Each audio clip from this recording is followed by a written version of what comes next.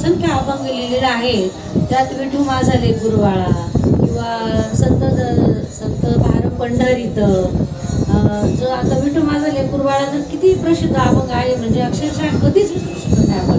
किती पिक्चरची गाणी आले किती गेले किती उडाले भरारा, नाही का, हनुमंतरायाचं गाणं समजा.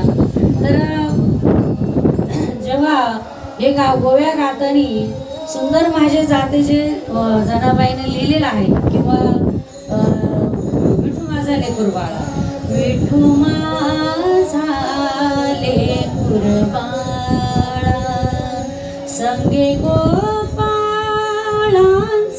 मेळा, विठू माझा लेकुरबाळा.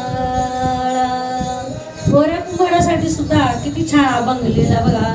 नवलाची गोष्ट ऐक सखये बाई, नवलाची गोष्ट ऐक सखये बाई, कुंभाराने बाळ तुडविले पायी, नवलाची गोष्ट हसता खेळत बोबडे बोलत, कुंभाराने बाळ तुडविले पायी, नवलाची गोष्ट.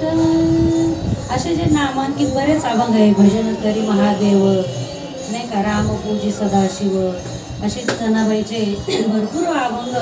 पण जेव्हा देव दळू लागायचे तेव्हा सुंदर माझे जाते ग फिरते बहुतेक, हा अभंग जो इतका प्रसिद्ध झालेला आहे की सुंदर माझे जाते ग फिरते बहुतेक, ओव्या गाऊ कौतुके तू ये रे बा विठ्ठला, ओव्या गाऊ कौतुके तू ये रे बा विठ्ठला, ये रे बा विठ्ठला, रे बा तू ये रे बा विठ्ठला,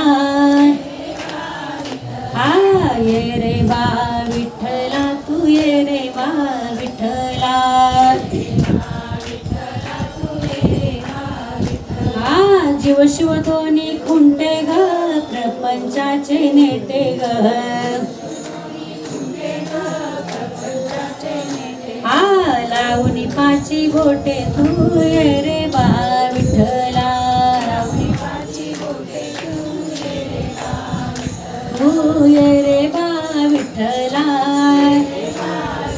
तू ये रे बा विठ्ठला,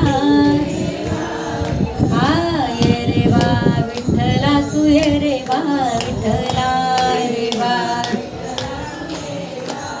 हा ये रे बा विठ्ठला, तू ये रे बा विठ्ठला. अशा पद्धतीनं जनीनं गातं गायलं, कीर्ती मागे राहिलं, थोडासा लाभ होईल ये रे बा विठ्ठला, अशी जी कीर्ती जनाबाईची भक्ती अशी आपल्याला नुसती रोज ऐकायला मिळाली तरी आपलं मोठं भाग्य आणि पुण्य असं समजायचं.